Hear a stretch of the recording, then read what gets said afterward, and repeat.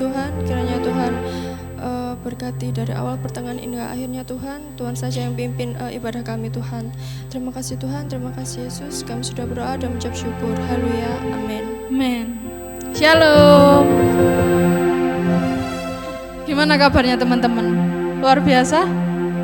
Luar biasa. Meskipun kita melakukan ibadah online, kita harus tetap menjaga kesehatan ya.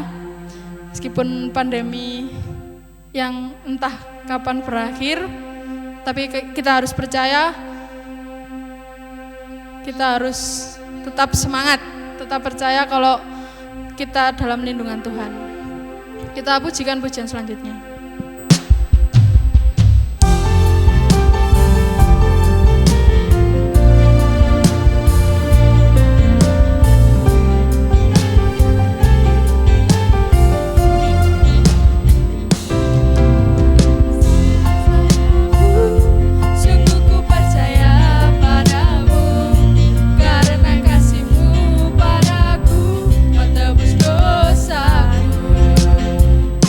Dari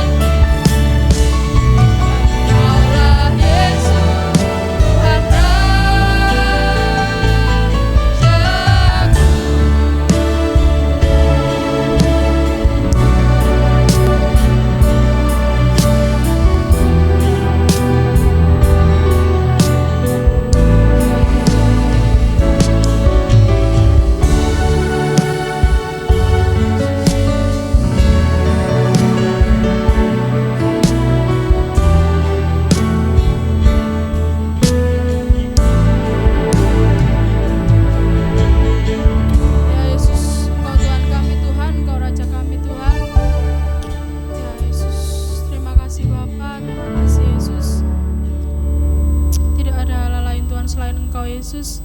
Engkau yang layak kami puji Tuhan. Terima kasih Yesus. Engkau yang kami sembah Tuhan, Engkau yang kami tinggikan Yesus. Terima kasih Yesus. Yesus, semua lidah akan mengaku Tuhan bahwa Engkau Yesus Tuhan, Engkau Raja kami Yesus. Terima kasih Tuhan. Anak-anak-Mu GOJC Tuhan akan mendengarkan firman-Mu. Berbicaralah melalui hamba-Mu Tuhan, supaya benih-benih firman yang akan disampaikan Tuhan dapat kami terapkan di kehidupan kami Tuhan.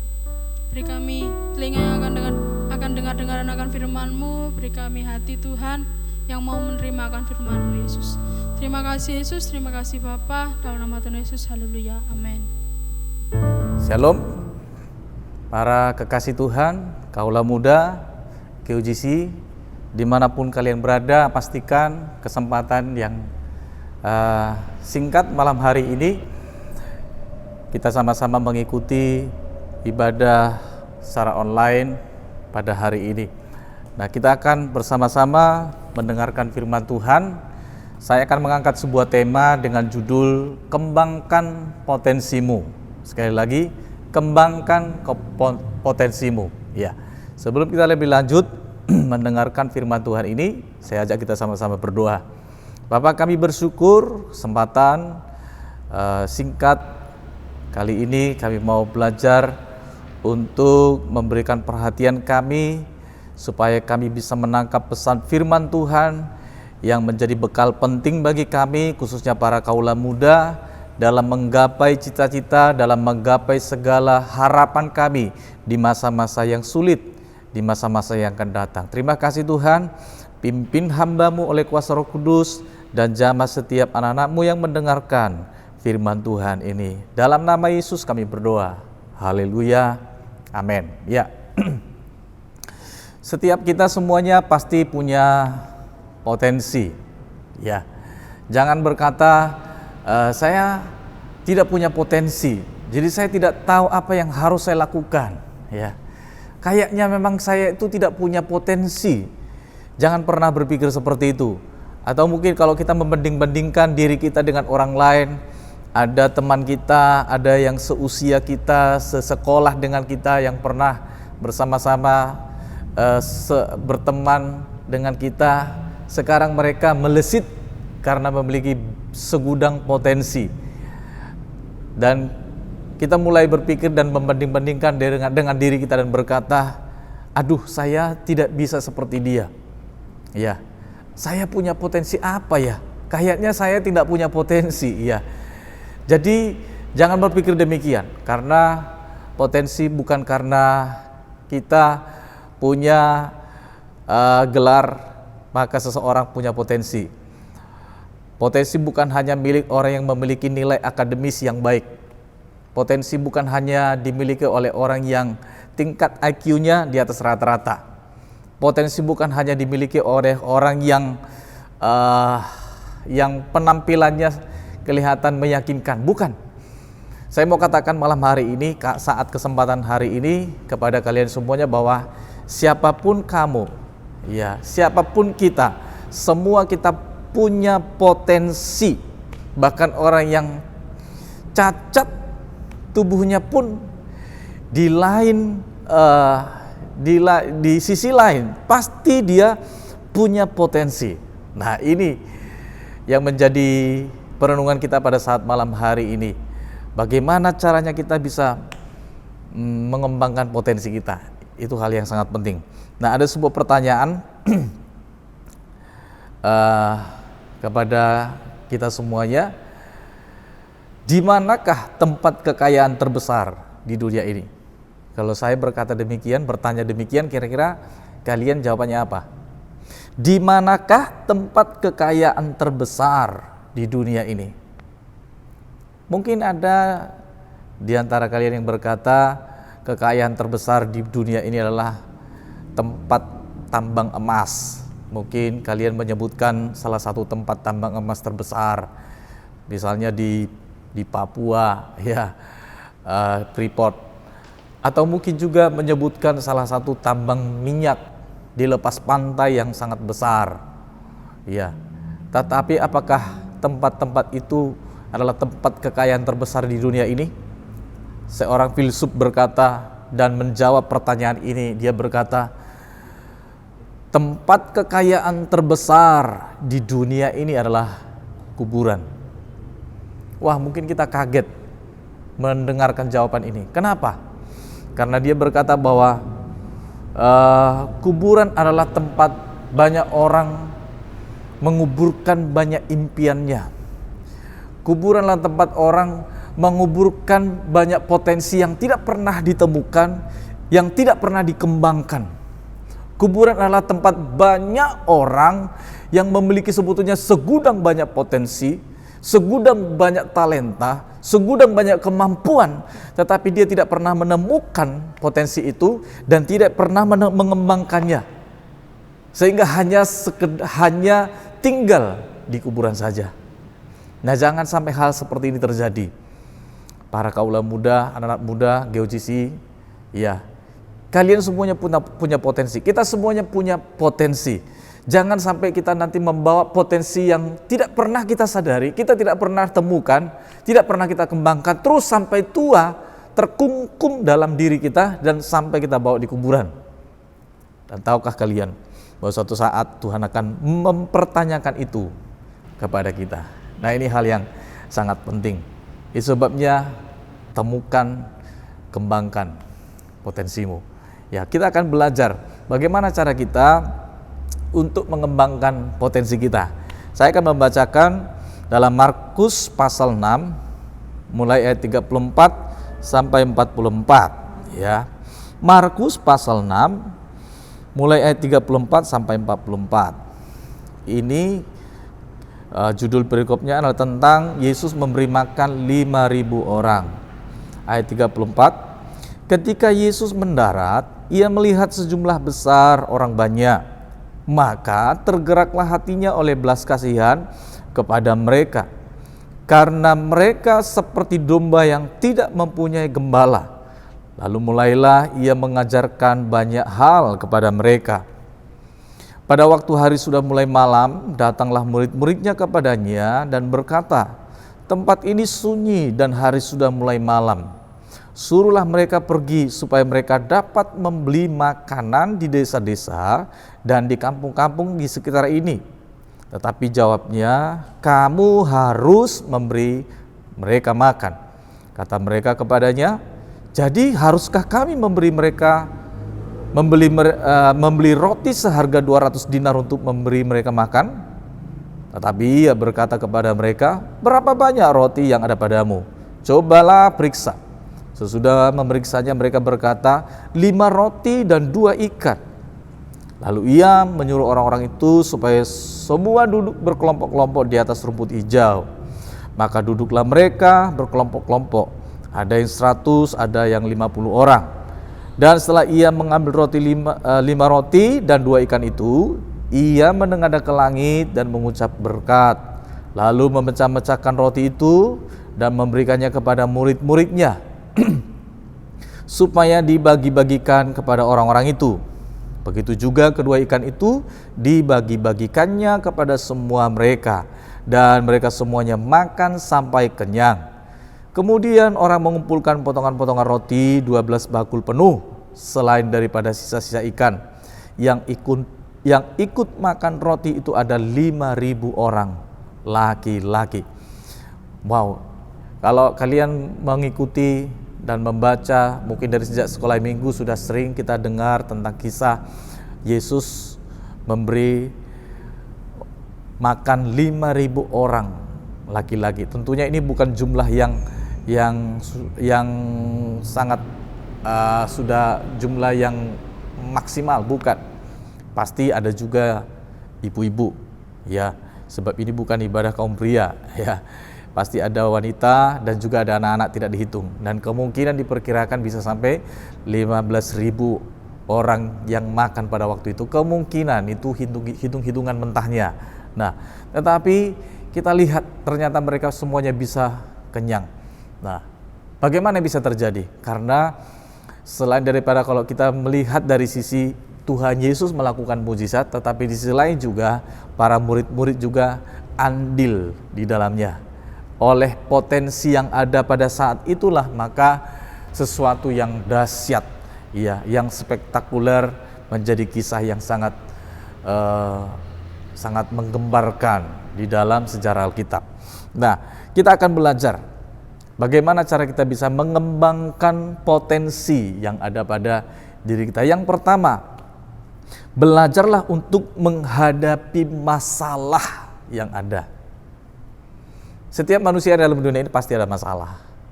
Mulai dari dia sudah mulai menginjak anak-anak, remaja, pemuda, dewasa, yang sudah lanjut usia, semua punya masalah. Orang hidup pasti punya masalah.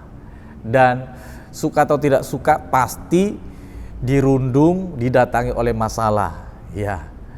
Tidak ada seorang pun yang tidak punya masalah. Nah, sekarang bagaimana sikap kita menghadapi masalah ini? Ini yang hal yang sangat penting. Ada orang yang menghindari masalah, ada orang yang tidak mau masalah dengan cara mengambil jalan pintas, mengambil jalan aman dan lain sebagainya.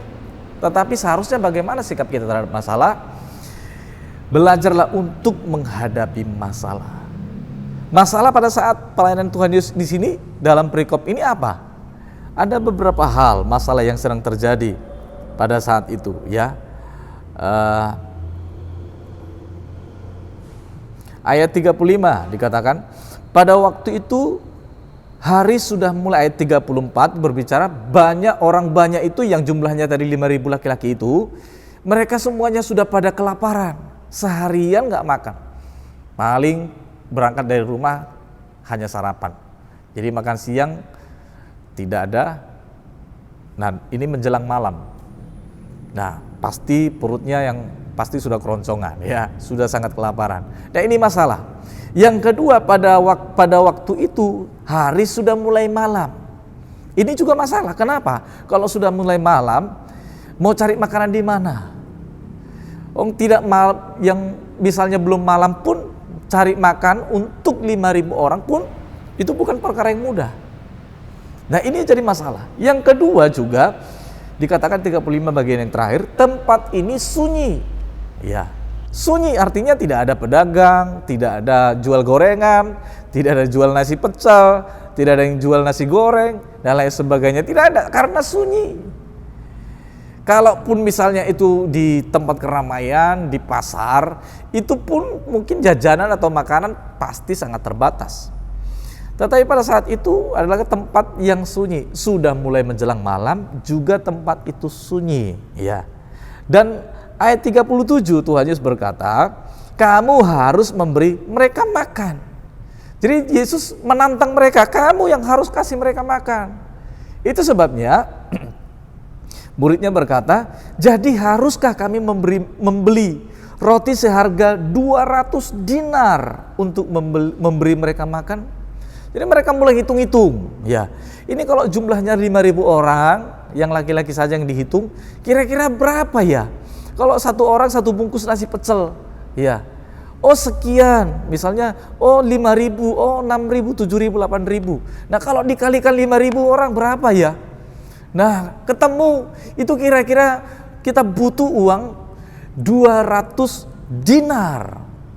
Ya, itu jumlah yang sangat fantastis, tetapi mereka punya uang segitu enggak?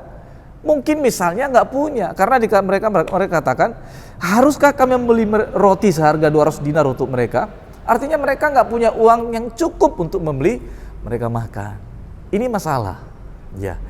Ini masalah bagi mereka. Ya. Tapi apa yang terjadi? Tuhan berkata kamu harus memberi mereka makan. Tahukah kalian bahwa hambatan terbesar, tantangan terbesar untuk menemukan potensi adalah zona nyaman. Kita punya potensi, tetapi karena kita merasa kita nyaman, tidak ada tantangan, tidak ada desakan, tidak ada himpitan, tidak ada persoalan, itu membuat kita tidak mau mencoba sesuatu, sehingga potensi kita hanya tinggal potensi yang terkubur saja. Potensi yang terpendam, ya, orang berkata bakat yang terpendam saja di dalam diri kita. Kenapa ada banyak orang-orang hebat di dalam dunia ini sekarang? Ya, misalnya seorang politikus, seorang ekonom, seorang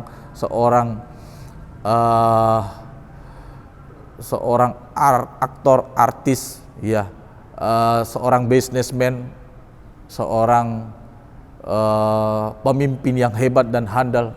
Kenapa banyak orang-orang seperti itu?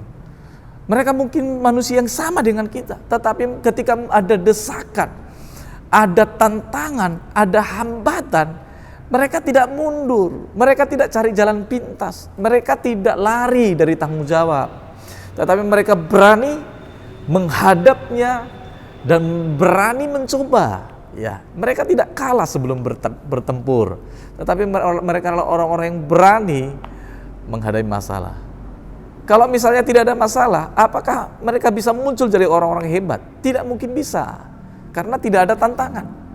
Jadi sebabnya saya mau sampaikan kepada kalian bahwa kalau misalnya dalam hidup kalian ada desakan, ada tantangan, ada himpitan, ada seperti memaksa kita untuk berkembang, jangan cari jalan pintas.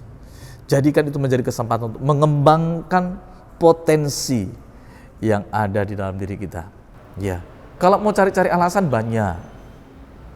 Mungkin kita berkata, waduh saya nggak punya waktu.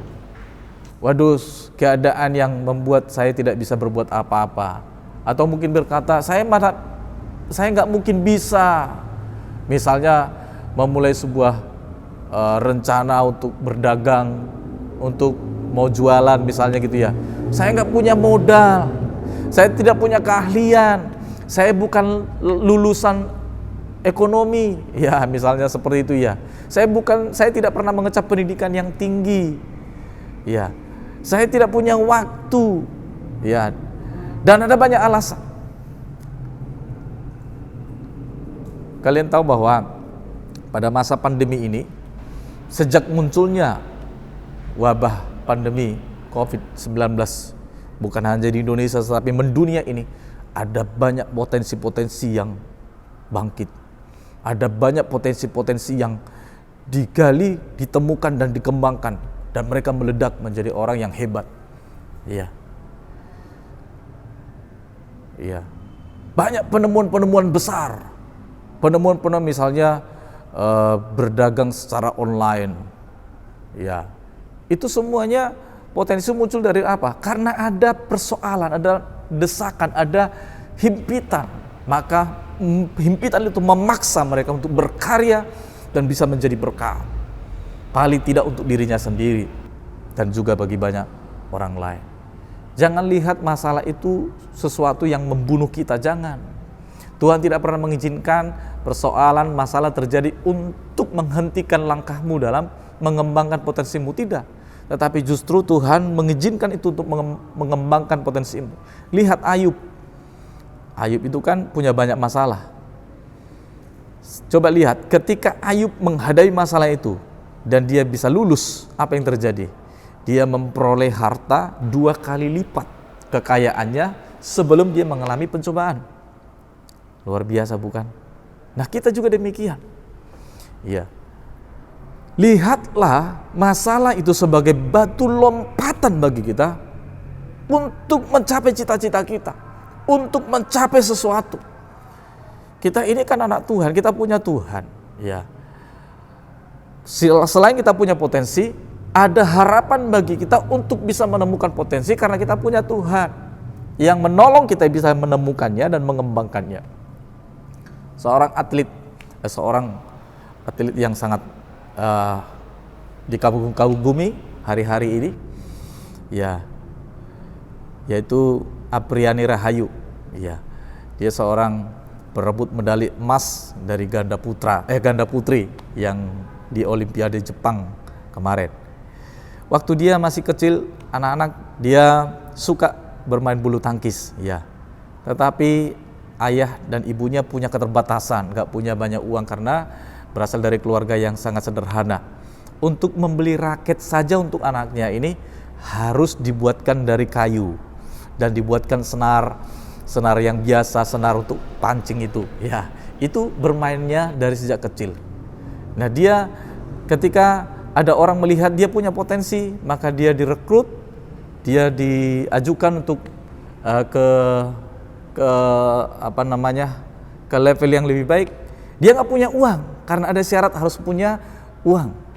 Dia hanya punya uang, orang tuanya hanya punya uang 200.000. Tetapi karena dilihat dia punya potensi, maka sudah masuk di pelatnas. Dan di pelatnas dia berkembang, dan lihat siapa dia hari ini. Wow, dia itu orang yang disambut, dia disanjung-sanjung, dan juga dia menerima banyak hadiah yang luar biasa. Kenapa? Karena dialah salah satu orang yang berhasil menemukan potensinya dan dia mau mengembangkannya. Dia menjadi orang yang hebat. Kita sama dengan Apriani Rahayu, makannya sama-sama nasi. Ya, sekarang permasalahannya apakah kita mau mengembangkan potensi? Jangan katakan saya nggak punya apa-apa, saya orang miskin. Sama dengan Apriani Rahayu juga demikian. Saya bukan orang yang berpendidikan, saya bukan orang pintar, saya bukan orang yang hebat. Jangan berkata demikian. Semua kita punya potensi. Nah, yang kedua, kita akan lihat cara mengembangkan potensi yang kedua. Yang pertama adalah belajar untuk menemukan, untuk menghadapi masalah. Yang kedua, belajar untuk memeriksa potensi. Lihat diri kita, lihat potensi kita. Saya akan bacakan tadi Markus 6 ayat 38. Tetapi ia berkata kepada mereka, berapa banyak roti yang ada padamu? Cobalah periksa. Sesudah memeriksanya mereka berkata, 5 roti, 2 ikan. Nah, untuk menghadapi 5.000 orang laki-laki, Tuhan berkata kepada mereka, berapa banyak uang yang padamu? Berapa banyak modalmu? Apa kemampuanmu? Kamu punya apa? Kamu bisa apa? Kamu potensimu apa? Yang ada padamu apa? Di kantongmu itu apa? Berapa? Tuhan tidak berkata, loh ini 5.000, kamu harus punya $200 dinar loh ya. Coba kalau nggak punya cari pinjaman. Tidak. Tuhan hanya berkata, modalmu berapa sih? Ya. Mereka setelah melihat, mencari-cari, mereka cuma hanya punya 5 roti dan 2 ikan. Tuhan berkata, bawa sini. Nah, ini adalah hal yang sangat penting, langkah berikutnya yang harus kita lakukan. Coba periksa. Kita punya potensi apa? Jangan lihat potensi kita mungkin karena potensi biasa, rendahan, sehingga kita malas. Kalau dikembangkan juga nggak mungkin bisa menarik, tidak mungkin bisa meledak, ya. Jadi booming, menjadi orang terkenal saya, nggak mungkin. Jangan berkata demikian. Siapapun kita, Tuhan sanggup, ya, melakukan kalau kita menemukan potensi kita. Beberapa kali saya pernah menyampaikan di gereja GBS di Bojagung, saya katakan bahwa setiap anak Tuhan, ini anak Tuhan ya, orang percaya punya talenta, punya karunia rohani, minimal 1. Nah, kalau berbicara secara umum, saya katakan bahwa setiap kita punya minimal 1 potensi. Tidak mungkin tidak, siapapun kita, seorang seperti apapun di mata manusia, tetapi kamu punya potensi. Nah, kalau kamu memiliki potensi dan kamu berhasil menemukannya, kembangkan potensimu. Ya, kembangkan potensimu. Kamu mungkin hanya berkata, saya hanya bisa masak nasi goreng. Nah, kalau kamu terus belajar masak nasi goreng, terus dikembangkan, wah, nasi gorengmu jadi ciami. Ya, hauce, bisa dijual secara online. Waduh, jadi booming. Ya, jangan anggap remeh. Sekecil apapun. Ini hanya 5 roti dan 2 ikan. Kira-kira kalau dibandingkan 5.000 orang, bisa apa? Ya, kalau saya pikir-pikir 5 roti 2 ikan, saya dengan istri saya saja. Itu pun kurang kenyang. Tetapi 5.000 orang, apa yang terjadi? Ketika mereka menemukan potensi itu, maka mereka mengembangkan potensi ini. Ini hal yang sangat penting juga bagi kita semuanya. Sama dengan perumpamaan Tuhan Yesus kepada 3 orang, seorang tuan mempercayakan hartanya, talenta, kepada 3 orang hambanya. Ada yang diberikan 5, ada yang diberikan 2, ada yang diberikan 1. Mereka disuruh untuk mengembangkan. Tidak ada yang tidak diberikan, semuanya punya, cuma hanya beda. Ada yang 5, 2, 1. Ketika mereka mengembangkan, yang 5 mengembangkan, yang 2 berhasil, yang 1 tidak mau. Kenapa? Karena berkata, buat apa sih saya hanya cuma 1? Itu pun talentanya pun sangat sederhana. Jadi buat apa? Nah, kebanyakan orang hanya karena melihat demikianlah sehingga mereka tidak mau mengembangkan potensi dirinya. Nah, apalagi kita ini kan masih anak muda ya. Saya juga masih muda. Ya, masih muda, kita masih muda. Kita punya segudang prestasi yang bisa kita temukan dan bisa kita kembangkan. Ini hal-hal yang sangat penting. Apa yang harus kita lakukan? Tentunya harus rajin. Sudah punya potensi tapi tidak mau dikembangkan, ya tetap jadi potensi yang terkubur sampai akhir hayat kita. Nah, caranya adalah rajin untuk mengembangkannya. Ya, seorang pemain piano, dia misalnya punya potensi, sudah Tuhan memberikan bibit yang sangat unggul kepada seorang itu. Tapi kalau dia nggak pernah latihan, itu bisa nggak jadi seorang pianis yang handal, yang hebat? Tidak bisa. Tuhan berikan talenta, tapi kita nggak bisa mengembangkannya. Ya tetap juga hanya sekedar sebagai potensi yang terkubur. Nah, itu sebabnya siapapun orang hebat di dunia ini, mereka adalah orang yang pernah berjuang. Mereka orang yang tidak malas. Mereka orang yang berani mencoba. Jatuh, ulang berani lagi mencoba. Jatuh bangun, jatuh bangun, jatuh bangun. Mungkin sampai 1000 kali jatuh bangun, tetapi tidak pernah menyerah. Sampai mereka menemukannya dan mengembangkannya menjadi sesuatu yang spektakuler. Thomas Alva Edison kan demikian. Ya, ratusan kali dia mencoba terus melakukan percobaan. Bahkan mungkin sampai ke 1000-nya dia baru berhasil. Seorang dia punya karyanya menjadi manfaat yang sangat besar kepada seluruh dunia. Kenapa bisa? Karena berani mencoba, tidak menyerah, dan tidak pernah malas. Itu yang harusnya kita lakukan. Yang ketiga, cepat saja, belajar menyerahkan semuanya kepada Tuhan. Ya, ayat 41. Dan setelah ia mengambil 5 roti dan 2 ikan itu, ia menengadah ke langit dan mengucap berkat, lalu memecah-mecahkan roti itu dan memberikannya kepada murid-muridnya supaya dibagi-bagikannya kepada orang itu. Begitu juga kedua ikan itu dibagi-bagikannya kepada semua mereka. Potensi tadi, 5 roti dan 2 ikan tadi diberikan kepada Yesus. Sekarang sudah ada di tangan Yesus. Nah, di tangan Yesuslah terjadi multiplikasi. Di tangan Yesuslah terjadi pelipat gandaan itu. Di tangan Yesuslah terjadi sesuatu yang dahsyat. Nah, kalau hanya di tangan anak kecil tadi, 5 roti dan 2 ikan tadi, tidak akan terjadi multiplikasi. Atau mungkin di tangan para murid-muridnya. Tetapi karena diserahkan kepada Yesus, maka Yesus sanggup membuat sesuatu yang luar biasa. Demikian pun kita semuanya. Ya. Kalau kita belajar dari nats ini, hanya 5 roti dan 2 ikan sanggup memberikan makan 5.000 orang, laki-laki sampai warak, ya, sampai kenyang. Bahkan ada bonusnya, sisa 12 bakul. Ini hal yang sangat luar biasa. Dari 5 roti 2 ikan ada sisa loh 12 bakul, 5.000 orang laki-laki kenyang. Ya, multiplikasi, pelipat gandaan itu terjadi ketika ada di tangan Yesus. Nah, demikian pun kita.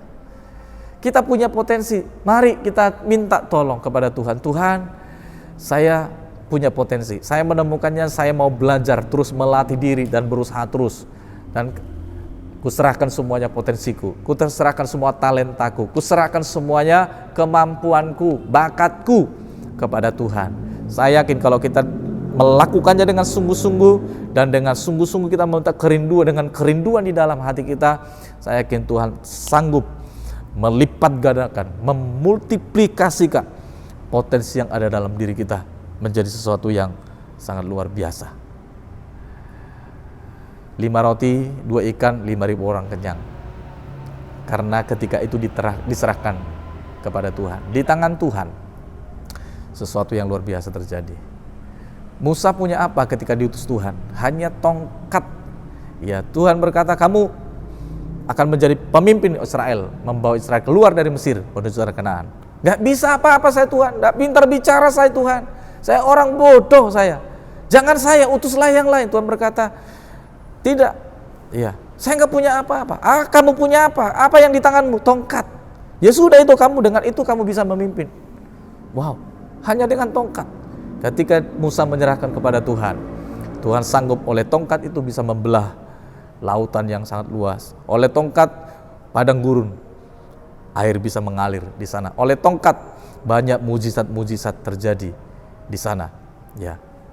Kenapa? Karena Tuhan turut campur tangan melalui potensi yang ada pada Musa. Demikian juga kita semuanya. Mari teman-teman GOJC, anak-anak muda, dimanapun kalian berada, jangan terkurung dengan keadaan kita saat ini. Tetapi coba mari kita lihat potensi kita, apalagi kita punya Tuhan. Kalau kita punya potensi itu dan kita menemukannya, serahkan kepada Tuhan. Tuhan, aku bisa ini. Tuhan, tolong ya, berkati. Tuhan, saya hanya bisa misalnya jualan secara online. Ya coba kita serahkan kepada Tuhan. Tuhan akan campur tangan. Tuhan, mungkin saya bisa olahraga, misalnya futsal ya. Nah, kalau itu futsal ditekuni menjadi seorang pemain futsal yang handal, ya Tuhan bisa menjadikan potensi itu menjadi karir yang meledak, ya, yang menghasilkan, yang memberkati kita semuanya. Jadi sebagai anak-anak Tuhan, tidak ada alasan bagi kita kalau kita melihat diri kita nggak punya apa-apa, nggak bisa apa-apa. Tidak, kita punya potensi. Yang kedua, kembangkan potensimu. Dan yang ketiga, serahkan kepada Tuhan. Tuhan yang akan melipat gandakan, akan membuat semuanya berhasil kalau kita datang kepada Tuhan. Puji Tuhan, Tuhan menyertai kita semuanya dalam menggapai cita-cita kita. Bersama dengan Tuhan, kita pasti bisa. Mari kita berdoa. Bapa, kami mengucap syukur melalui kebenaran firman Tuhan yang mengajar, yang menegur, yang menasihati kami. Pada kesempatan ini membuat kami untuk boleh bangkit dari keterpurukan kami, bergairah kembali untuk mau belajar, untuk mau melatih diri, dan juga tidak mudah menyerah ketika kami terbentur dengan persoalan, dengan permasalahan, dengan kondisi dan keadaan yang sedang terjadi, yang kami hadapi hari-hari ini. Tetapi kami percaya Tuhan memang secara sengaja mengizinkan persoalan terjadi supaya oleh benturan itu kami akan menemukan potensi kami. Kami memaksa diri kami untuk bisa mau bangkit dan mau belajar melakukan sesuatu. Dan kami percaya ketika kami bisa menemukan potensi diri kami serahkan semua kepada Tuhan. Nah, Tuhan sanggup melipat gandakannya, memberkatinya, menjadi potensi yang menjadi berkat bagi kami dan juga bagi banyak orang lain di sekeliling kami Tuhan. Kami mau belajar kebenaran firman Tuhan menjadi acuan hidup bagi para anak muda yang mendengarkan firman-Mu dimanapun mereka pada saat hari ini. Tuhan memberkati studi mereka, Tuhan memberkati usaha pekerjaan mereka, Tuhan memberkati masa depan mereka. Yang terbaik Tuhan sediakan kepada mereka. Terima kasih Tuhan. Tuhan memberkati kehidupan kami hari ini sampai selama-lamanya. Dalam nama Tuhan Yesus kami mengucap syukur dan sudah berdoa. Haleluya, haleluya, amin. Shalom.